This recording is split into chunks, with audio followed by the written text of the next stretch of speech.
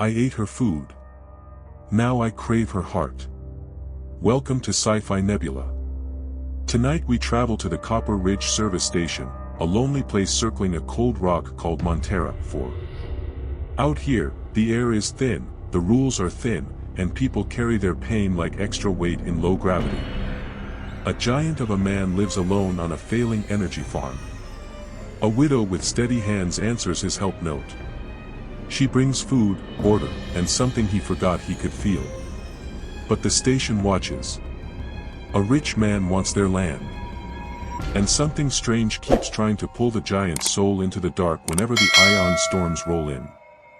This is a story about courage, simple promises, and the most human tech of all, love as an anchor. Let's begin. Chapter 1, The Board, the Shuttle, and the Quiet Giant. Copper Ridge looked like an old frontier town wrapped in steel. Cargo rails rattled. Vending lights flickered. People kept their heads down and their ears open. The gossip network, folks called it Gossip Net, moved faster than any ship. Elena Hartwell stepped off a cheap shuttle with one bag and a plan. She was 36, a widow, a good cook, and a better fixer.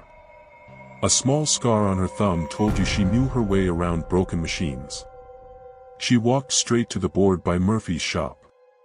A paper note, real paper, scanned and posted, glowed on the screen. Need a cook / need a hand. Good pay. No trouble. Wade Holdings, Ngach 7, Montera 4. A few folks stared. One woman shook her head like don't do it. Elena read the note once more and smiled a little.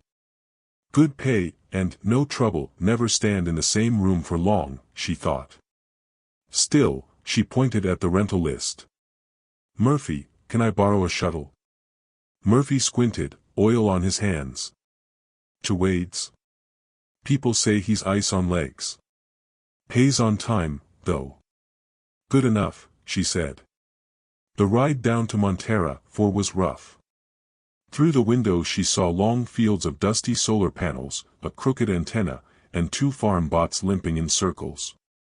A house module sat on a low ridge, half the windows filmed with grime. It looked like a man had been living alone for too long. He was waiting outside when the shuttle landed. Calder Wade was tall enough to block the door, broad enough to be his own wall. Mid-40s. Tired eyes the color of winter sky. Beard he hadn't bothered to trim in a while. You the cook? He asked. Elena Hartwell, she said, firm voice, steady gaze. I can cook, keep a house, and fix what I break. House is rough. Work is hard. Pay is 25 credits a month. Room and board. I'll take it, she said. He nodded once and turned, like words cost money. The kitchen was grimy but workable. The common room hadn't been used in years. 3 sleeping cabins upstairs. You can have the room at the end, he said. I'd take the one by the stairs. What time do you like your meals? She asked. Whenever is fine. He paused. I'm not picky. That night Elena cooked fried chicken from Protein Base, thick gravy, and a simple apple tart from the small hydroponic trees out back. The smell rolled through the house.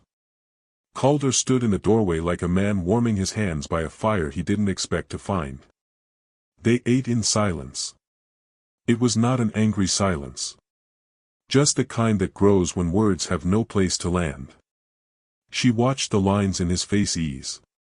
When he tasted the tart, surprise moved across his features like sunrise across a cold field. Back on the station, a little drone drifted past a window and blinked a red light. Someone was watching.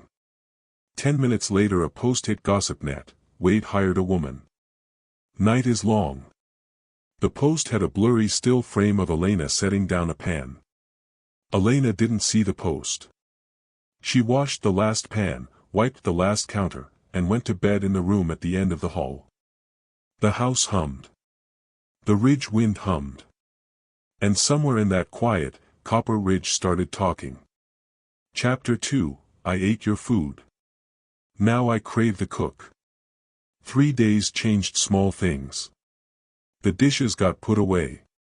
The kitchen smelled like life. A peg by the door started to hold Calder's hat again. The garden bot, after a little love and a smack with a wrench, ran in straight lines. Elena kept the meals simple and real. Crispy skillet chicken. Soft biscuits. Apple tart again, because he kept looking at the plate like he hoped it would refill on its own. Calder took to hovering near the doorway while she cooked. He didn't come in. He didn't speak. He just stood there like a banked flame. They ate at the small table. The silence between them was not empty anymore. It had shape. It had heat. She could feel him notice the way her hands moved. He could feel her notice the way his shoulders lowered after the first bite.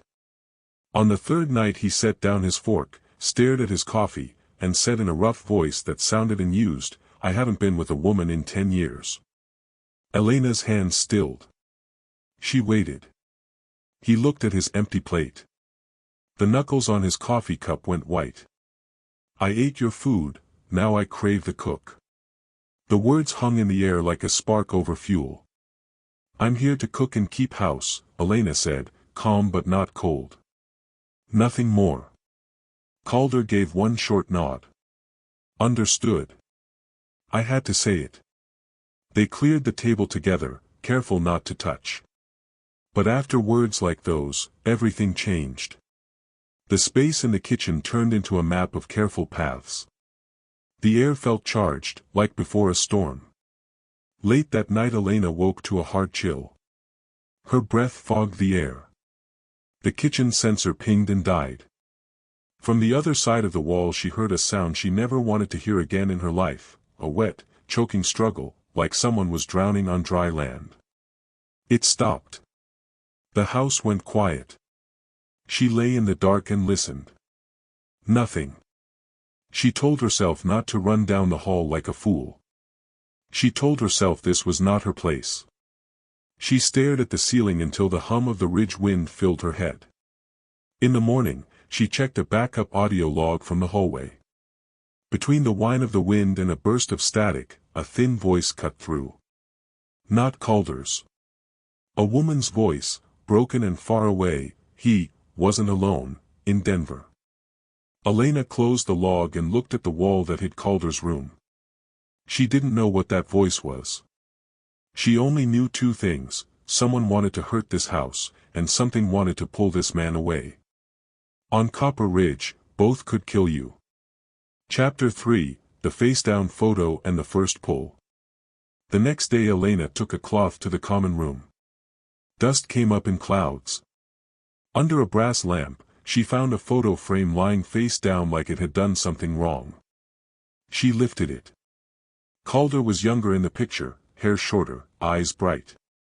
A small woman with dark hair leaned into him. A little girl, maybe 4, sat on his shoulders, laughing like she owned the sun. "You shouldn't be looking at that," a voice said. Elena turned. Calder stood in the doorway, unreadable. "I was dusting," she said softly. "I didn't mean to pry." He crossed the room and held out his hand. She gave him the photo. He stared a long time before he set it back down, face down again. "Her name was Sarah," he said. "The little one was Annie." "Was," Elena repeated, and felt the weight of that small word. "What happened?" she asked. "Radiation fever," he said. "Winter of '84. I was on the Denver orbital selling product." He swallowed. "Gone 2 weeks. Came home to fresh graves." "I'm sorry," she said. He nodded once. No more words. That night a heavy ion storm rolled over Montera. 4. The station sent a warning. Lights dimmed. Panels creaked. Elena was reading by a low lamp when Calder walked in with 2 mugs of coffee. "Thought you might want company," he said. "Storms like this can get into your head." They talked. Not about big things at first. Books. Childhood places. Dumb dreams they let go because life asked for other payments. When Elena's eyes grew heavy, Calder looked at the stairs and then at the long couch. "Sleep down here," he said. "I'll take the other end. It's safer till the storm passes." It sounded practical. It was. They lay at opposite ends, fully dressed, hands tucked under their heads, the lamp off, the storm singing to the panels. Elena woke to a sound like a rope pulled tight around a throat. She sat up. Calder was no longer on the couch. The storm had knocked gravity off just enough to let his body float an inch above the cushion, spine arched, eyes rolled back white. His mouth worked, but the air around him felt wrong, thin and cold. He was there and not there, as if part of him had slipped into a crack between worlds. "Calder," she shouted, crawling fast. She reached for his shoulders, but her fingers slid through empty space that should have been solid. Panic clawed up her spine. "Come back," she yelled over the storm. "Come back to me." She drew her hand back and slapped the place where his cheek should be. Her palm met something real with a sharp crack. Calder dropped like a stone. He gasped, coughed, and fought for breath. His eyes were wild, not seeing her, then they found her face and focused. Confusion, fear, and a thin thread of relief crossed his features. "Elena," he whispered, voice raw. "I'm here," she said, hands hovering. "You're safe. You're back." He sat up slowly, shaking. "It's been happening since they died," he said, each word heavy. "Sometimes I feel something pulling me. Somewhere dark." He looked ashamed, like a man caught doing a wrong thing. "Doc on the station says nightmares. Guilt making pictures. But it doesn't feel like a dream. It feels like, it wants me gone." Elena thought of the chill, the sensor dying, the voice in the log. Her grandmother had a word for things like this back on old Earth. Out here they had another. "People on the rim call it ghost drift," she said. "When grief, shame, and space weather team up to steal your mind. It tries to drag you off. But it can't win if someone holds you here." "How?" he asked. "Food. Warmth. A voice. A hand," she said. "Simple things. Human things." He let out a breath that might have been a laugh or a sob. "Then I guess I owe you my life already." She looked at his face. At the man he had been. At the one he might still be. "You don't owe me," she said. "Just don't drift alone." The storm eased toward morning. The light steadied. Elena stood to pick up the fallen lamp. On the glass of the framed photo, fog from the cold had traced a sentence in thin lines where a child's fingers had once smeared. She wiped it and saw the words before they faded. "Why did you leave?" Elena didn't say a thing. She just set the frame upright, not face down, and walked to the kitchen to make coffee strong enough to face whatever came next. Chapter 4, Cartwright knocks, and the house holds its breath. Preston Cartwright came at noon like he owned the clock. He was soft in the middle and sharp in the eyes. Two hired men stood behind him with their hands near their jackets. Calder met him in the yard. Elena watched from the kitchen window, hands flat on the sink. "Wade," Cartwright said. "Your permits are up for review. The bank is nervous. Debts have a way of growing in the dark."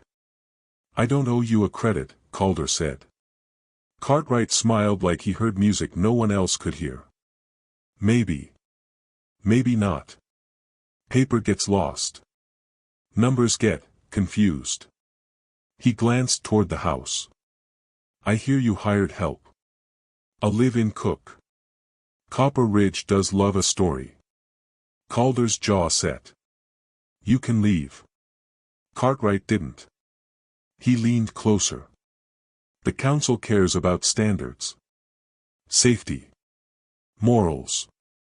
A man and a woman under one roof, not married. That can freeze a license. Frozen license means no power. No power means a fire sale. I'd make a generous offer. Save you the shame. Elena saw Calder's hands shake once, then go still. Get off my land, he said. Cartwright shrugged, tipped 2 fingers like a lazy salute, and left a folder on the rail. Read it, he said, and walked away with his shadows. Inside, Calder set the folder on the table and didn't touch it. He looked at Elena like a man choosing between 2 cliffs. You're going to pack, he said at last. His voice had turned hard to carry the weight. I'll put you on a morning shuttle. Elena felt the words land like stones. You're sending me away. I'm protecting you, he said. Cartwright can't use what doesn't exist. What we have is meals and talk, she said. But the lie in that sentence hurt her throat. Calder looked away. It's enough for him. That night the house felt wrong. The air had a taste like hot metal. Elena lay awake staring at the dim ceiling. A hiss started in the wall. Her room got lightheaded fast. The bed rocked like a slow boat. She stood, then the floor slid out from under her. Her ears rang. The door handle would not turn. She hit the door with her shoulder. The world tilted. The last thing she heard was her own breath, short and sharp, and then nothing. The door blew open with a crack. Calder came in like a battering ram. He grabbed her under the arms and hauled her into the hall. Her lips were blue. He cursed once, low, then sealed his mouth over hers and breathed for her. 1 breath. 2. 3. Her chest rose. She coughed, choked, and pulled air like it was gold. He held her until the spell passed. Elena. Stay with me. I'm with you, she whispered. They sat on the hall floor. Alarms blinked, then died. Calder carried her to the couch and wrapped a blanket around her shoulders like it was armor. When she could stand again, Elena went to the panel by her door. She pulled the back off with a butter knife, fingers shaking, and dug into the tiny port with a cable and an old tablet. Lines of code scrolled by. Her lip curled. Someone pushed a change to the air mix in this room only, she said. Who? Calder asked. She pointed at a vendor signature at the bottom. A service company owned by Cartwright Dynamics. They stared at each other, both thinking the same thing. This wasn't about stories anymore. This was about life, breath by breath. Elena went to the storage closet, pulled 3 old shipping manifests out of a bin, and spread them on the table. These are from the winter Sarah and Annie died, she said softly. She traced a lot number with her finger. Filters. Marked grade A on the invoice. But the crate stamp in the corner is for grade B. Calder's face went gray. Calder nodded. Fear and rage lived in his eyes, but something steadier moved under them now. Let's suit up, he said. Outside, the wind over Montera began to sing again.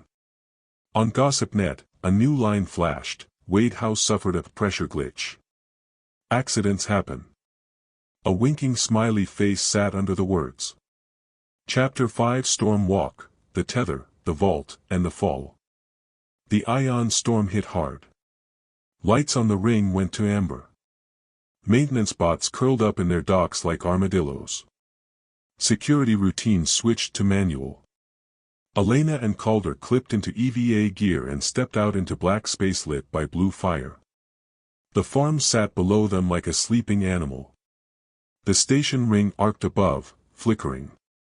Keep your tether clean, Elena said. Count your breaths with me. In on 1. Out on 2. In on 1, Calder said into the mic. Out on 2. They moved hand over hand along the spine rail toward the data vault.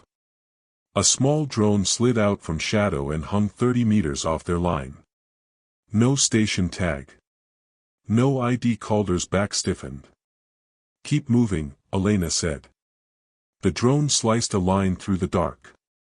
Elena felt a jerk, then lightness. Calder's tether had been cut. He drifted slow at first, then faster, away from the rail, away from her.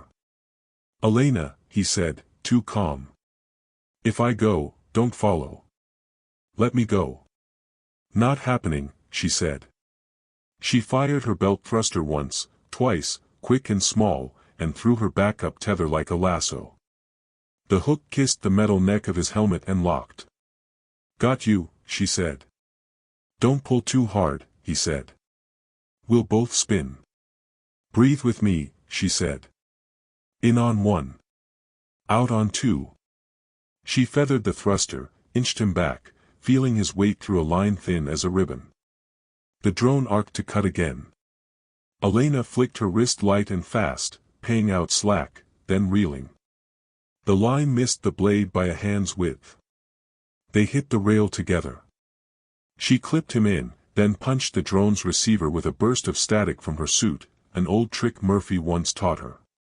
The drone blinked, confused, and drifted off like a dumb fish. "Move," she said, breath shaking. They reached the vault hatch. Murphy's maintenance code still worked, barely. Inside, the file room smelled like ozone and old plastic. Elena pulled a block drive and slid it into her tablet. Screens lit up. "Found the shipper chain," she said. "Cartwright Dynamics sold Grade A filters. Warehouse swapped in Grade B. Here's the swap order. Here's the sign-off." Calder leaned over her shoulder. His eyes read line after line and then stopped. A casualty list from that winter sat one click away. He opened it. "Sarah Wade," he read, voice flat and breaking. "Annie Wade." His breath hitched. The world tilted. "I should have been home."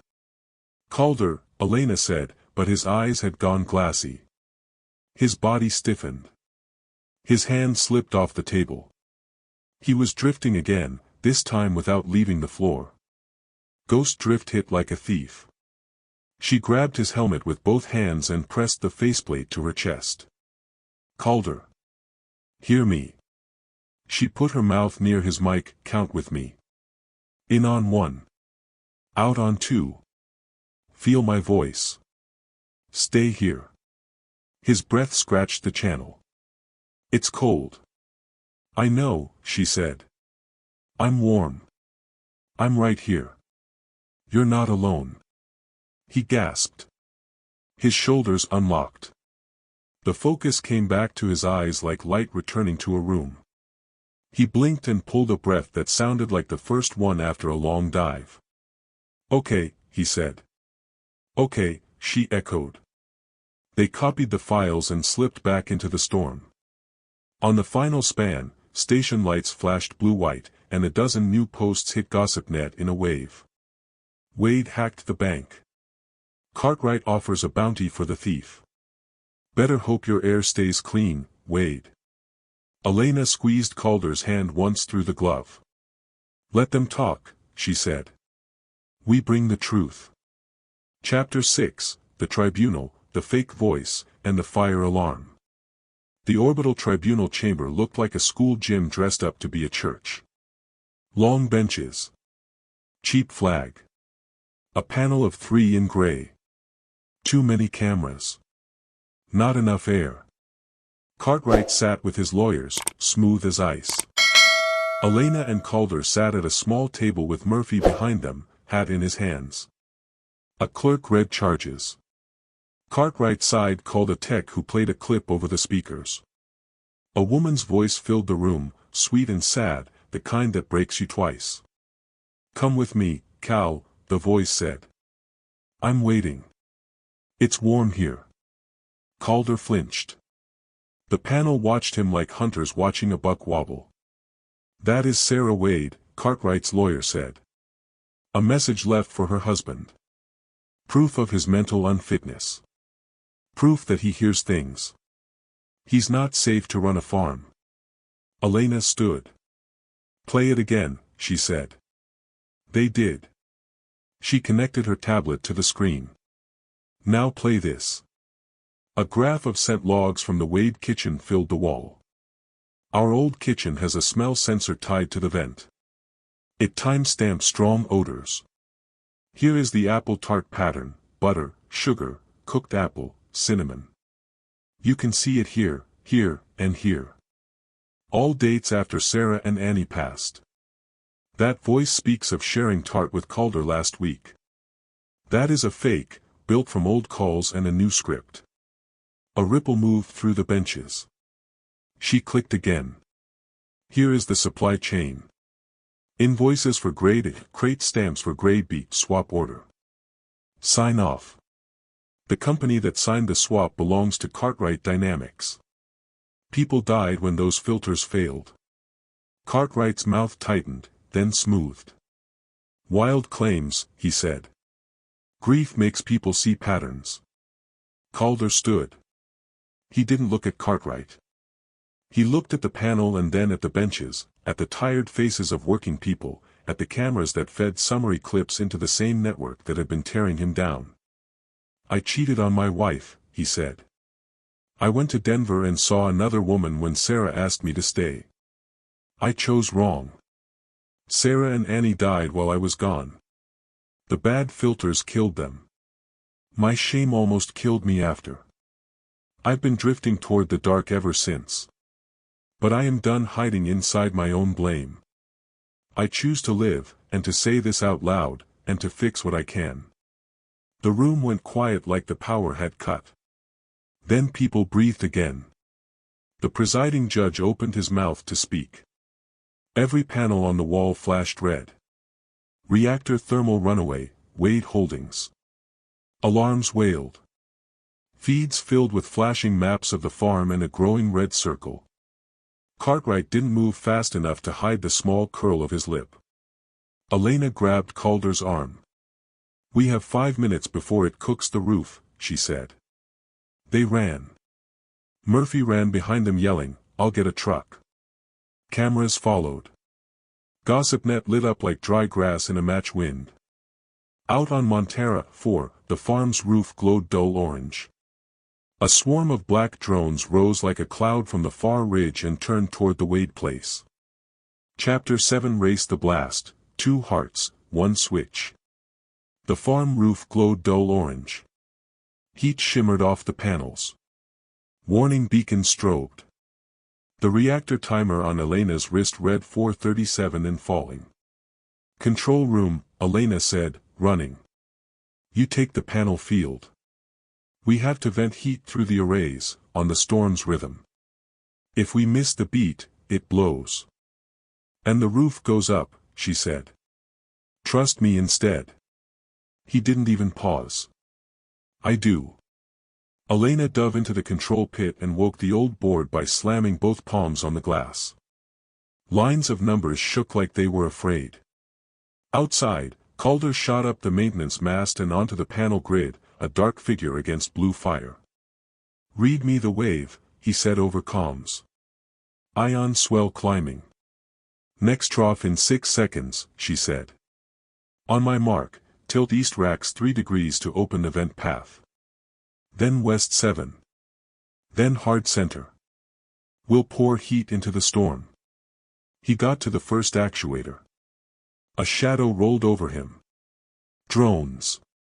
A dozen, then more, black and quick, buzzing like mean wasps. They're jamming my servos, Calder said. He kicked one away. 2 more zipped in. Elena opened a side panel in the control pit and pulled a dusty module free, the old scent sensor hub. Okay, boys, she whispered, let's cook. She tied the hub into a high-gain speaker, loaded a crude burst file, and hit play. The farm's hidden mics coughed out a fake scent code, the same pattern the kitchen made when apple tart hit the oven: fat, sugar, cinnamon, caramelizing fruit. To drones, it sounded like a thick cloud of steam and oil right in front of their eyes. Their little brains tried to find edges that did not exist. Targets lost, 1 squawked. They drifted, blind. Calder took the moment. Mark. Now, she said. He cranked the east racks. The heat plume jumped like a living thing and flowed into the storm's low point. The reactor temp dropped a finger's width. Not enough. Next trough in 5, Elena said. West 7 degrees. Go. He pushed. Metal screamed. A drone got its eyes back and shot a cable that wrapped his legs. He slammed down on the grid, breath gone. I'm fine, he lied, cutting the line. Center in 3, she said. 2. 1. Hit it. He spun the center frame hard. A blast of hot air blew his jacket flat to his back. The temp slid again. Still too high. 209. A robot arm in the pit snapped from heat warp. It swung down and pinned Elena's shoulder to the console. She gasped. Pain stole her breath. The board flashed red, red, red. Kill switch? Calder asked, voice ripped. No, she said through her teeth. We're close. I need 40 more seconds. I can do it if I'm free. He looked at the big red paddle that would save the roof and burn the woman he loved, and something inside him made the only choice it could. He jumped off the grid, rode the guideline down, and hit the ground hard enough to rattle his teeth. He sprinted through heat that tasted like coins, into the pit, and shoved his shoulder under the stuck arm. On 3, he said, sweat pouring, boots skidding on the hot floor. 1. 2. 3. They lifted together. The arm moved an inch, then 2, then more. Elena wrenched free. Back to the grid, she shouted, already typing. I've got the sequence. He ran. She sang the timing to him like a song, in on 1. Out on 2. His hands were sure. Her voice was sure. The storm rolled. The panels danced. Heat ran where they told it, and the red on the board softened to orange, then to yellow. The reactor timer froze at 0:21, then ticked up. 00:22. 00:23. They had done it. The drones rallied for one last pass. Elena smiled without humor and boosted the fake-sent feed to full. Every drone in range thought it was flying through a sticky cloud of hot syrup. They spun in place like confused bees, then crashed into each other and rained down into the scrub. Out on the ridge, workers from 3 small outfits had their cams up. The orbital tribunal watched the same feed Elena sent to the emergency line. Preston Cartwright's order stream, his drone commands, his remote kill signal, were stamped right there in the data like a fingerprint. Tribunal to station security, a voice boomed over the open channel. Detain Preston Cartwright on charges of industrial sabotage, attempted murder, and fraud. Calder stumbled into the control room. Elena's hair stuck to her cheek. His gloves shook. They looked at each other like survivors of a shipwreck. You trusted me, she said, breathing hard. I picked you over the switch, he said. Best call I've made in 10 years. Murphy ran in, panting, and pressed a small metal box into Calder's hand. From Sarah, he said, eyes wet. She gave it to me the week she got sick. Said if things went bad, and if you ever came back to yourself, I should give you this. I kept it because I was a coward. I'm sorry. Calder's hands shook for a new reason. He held the box like it might break. The lid clicked. Hook. Inside lay a chip and a folded note in Sarah's handwriting. If you're hearing me, you made it home. Chapter 8, Sarah's voice, the hearth, and a quiet promise. They played the chip that night with the kitchen lights low. The storm had passed. The house was warm again. The old photo of Sarah and Annie sat upright on the shelf at last. Sarah's voice filled the room. It was not the fake voice from court. It was real, thin at the edges but steady in the middle. Hey, Cal, she said. If you hear this, I guess I'm gone. You always hated recordings.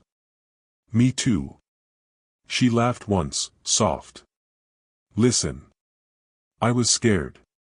For Annie. For you. But I was never scared of the truth. The truth is, I loved you. The truth is, you hurt me. Both can be true at the same time. She paused to catch her breath. If shame starts chewing on you, spit it out. Don't let it hollow you. Live. Fix what you can. If a good woman ever puts a plate in front of you and looks you in the eye, don't run. Let love hold you to the ground. Tell our girl about me sometimes. Watch the sky for her. That's all. The message ended. Elena wiped her face with the back of her hand. Calder put both palms on the table and cried like he hadn't let himself cry in 10 years. Not loud. Just open. In the days that followed, the tribunal froze Cartwright's accounts. Charges stacked up, bad filters, cooked books, a remote attack on a civilian site. Workers who had been afraid began to talk. Murphy testified. The drone log sealed the rest. People came by the farm with casseroles in storage tubs and shy offers to help patch the antenna. Someone brought a used coffee maker that worked. A welder fixed the porch rail and pretended he was there for spare parts. The place started to look lived in, not haunted. Elena rebuilt the scent hub into a small device she called a neo-beacon. It linked 2 wristbands and synced breath and pulse. She wired one band to Calder, one to herself. At night, if the old cold came sniffing, the bands hummed and tied them back to the same rhythm. Ghost Drift never got a hand on him again. Word got around. A mechanic who couldn't sleep after a decompression accident came by. Elena handed him a pair of bands and a cup of hot broth. Sit with your brother, she said. Breathe together. A miner who lost a son used the same setup with his crew. Little by little, people started anchoring each other. The kitchen turned into a hearth, the warm place on the map where folks came to be human again. On a quiet evening, Calder and Elena sat on the step and watched the meteor dust fall like slow rain. He held the photo frame in both hands, not like a weight but like a link. I don't have the right words, he said. But I can learn to live the right way. For Sarah and Annie. For you. For us. Elena leaned her head on his shoulder. You're already doing it, she said. One plate. One breath. One day. He laughed, the deep kind that shakes something loose. I ate your food, he said, smiling at the old line, and now I crave the cook. You don't have to crave, she said, lacing her fingers with his. You can stay. The house lights glowed warm through the window. The neo-beacon on their wrists blinked in time. Above them, the station turned, and the hard world turned with it, and 2 people who had been drifting found a way to hold still together. If this story made you feel that love is the simple tech that keeps wanderers from slipping into the dark, tap like, hit subscribe, and leave us a short comment that says, love anchors us.